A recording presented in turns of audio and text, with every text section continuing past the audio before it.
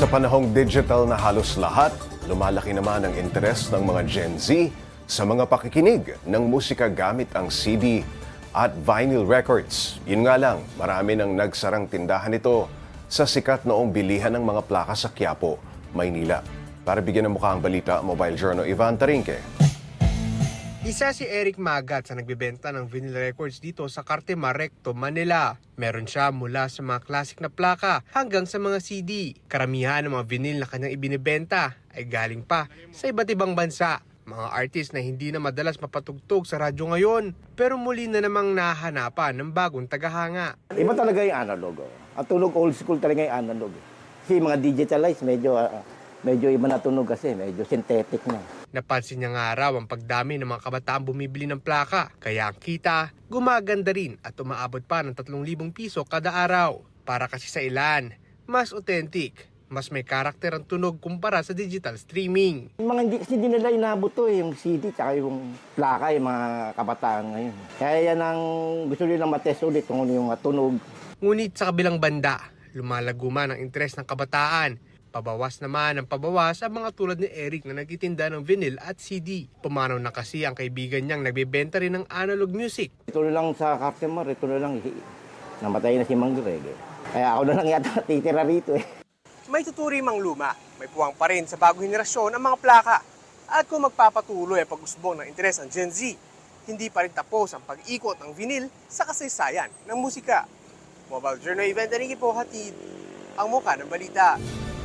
Pag-usapan pa natin ang pag-usbong muli ng vinyl records o mga plaka kasama si Mobile Journal Ivan Tarinque. Ivan, alam mo, mahilig din ako sa mga plaka, ano? At marami rin akong koleksyon, yung mga paborito kong music. Pero umaabot sa magkano ba ang, sa pagtatanong mo, magkano ang halaga ngayon ng mga plaka? Pops J, yung natanong ko pinakamura, it's around 300 pesos. Okay. No? Pero tataas pa yan. Anong kondisyon nun at anong klaseng music yan? Alam ko, depende sa Yan, music. Pops. Tama ka dyan. Depende yan, Pops, sa artist, no? Dun sa rarity din ng plaka. Kung meron pa yan dun sa kung reissue ba? Kung reissue. Or original print. No? So may mga factors din, Pops J. No? Pero depende talaga yan dun sa iba't ibang factors na yun. And syempre, hindi rin daw kasi sila basta magbebenta. Yung kondisyon ng plaka, kung maraming gas-gas, scratches, di ba?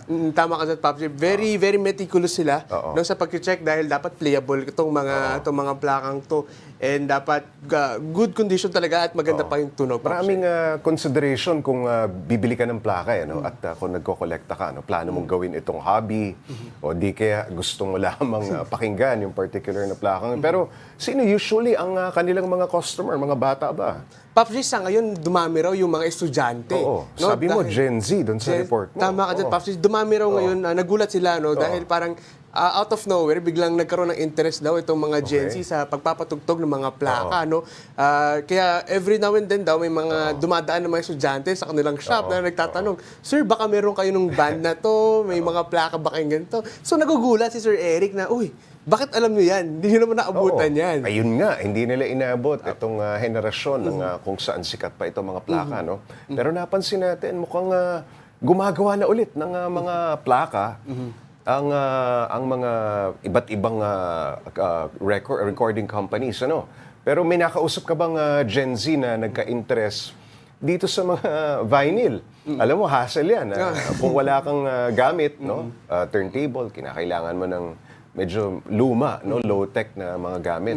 Pero bakit daw sila na-attract dyan? Kanina, Pops J, may naabutan tayo, no, kahit papano, ayaw magpa-interview sa atin. Pero nakausap natin. No, ang sabi niya, medyo curious daw siya kasi iba daw yung tunog nung analog compared dun sa digital. No? So yun yung parang Nako-compare nila. Yun yung parang main basis nung kanilang pagka-interest or pagkaroon ng build ng curiosity sa mga plakang ito. No? So parang medyo may magic daw, something, no, na hindi nila ma-explain masyado, Pops J. Ayan, nakikita natin sa video, no, kinakailangan mo ng turntable, di ba? Yung component na can play your turntable, di ba? Para palabasin yung tunog. Paano na-attract ang Gen Z sa mga ganitong klaseng medyo tedious din pag mag-set up ka sa bahay, no? And kumakain to ng espasyo. Tama ka dyan, Pops. Kailangan may space ka. So, anong attraction nila dito? Sa ngayon kasi, Pops, Aside from novelty, obvious is novelty, no? Parang kakaiba. kakaiba. Pero ano pa ang attraction na nakikita nila aside from a different sound at kakaiba? Sa ngayon kasi, Pops J, may mga nilabas na bagong turntables kasi ngayon, no? Modern na rin. Modern na rin na hindi na ganun kailangan na malaki, hindi na kailangan kumain ng space. Sinimplify yung pagpapatugtog. Tama ka dyan, Pops J. Mas simplify na siya. So parang pwedeng tabletop na nga eh. Oo. Yung nangyayari ng mga nakikita natin, no? So mas madali na siya, mas attainable na siya at hindi na siya talaga kakain ng malaking space dun sa isang parte ng bahay mo. Pero Pops J, iba pa rin daw talaga yung tunog from dun sa dahan-dahan mo kasi ipipin. Yung pin dun sa mismong plaka. Yung queuing, di ba? Tama ka dyan, Pops J. Yung mismong stylus, di ba? Ilalagay mo doon sa plaka. Kinakailangan sakto. May seremonya. Meron matagal, Pops J. Same with the popularity ng CDs ngayon. Nagtataka ako, sabi ko, dati mahirap kang humanap ng CD player ngayon. May pa isa-isang nagbebenta at easily accessible na yung gamit na ito. No? Okay, para sa mga interesado, Ivan, saan ba sa Cartimar mahanap yung shop nina Eric Magat? Kilala ko rin niya si Eric. Pops J, itong shop nila Sir Eric, no? Pagpasok mo pa lang ng Cartimar dito sa May Recto, Manila, ay makikita mo kagad yung shop nila. No? Madaling makita talaga dahil unang-una sa labas pa lang makikita mo na iba't ibang mga memorabilias, music memorabilias, mga CDs, no? At Nako, collectible na lahat talagang yan. collectible talaga yung mga nandyan, Pops J. Yan. Sa baba pa nga lang, marami na, may stocks May na mga kagad. tumatambay pa dyan. May mga regulars pa dyan. Meron, Pops J. At Pops J, may nachismis din sa akin si Eric. Anong kanina. chismis? May mga sikat daw na banda na dyan tumatambay.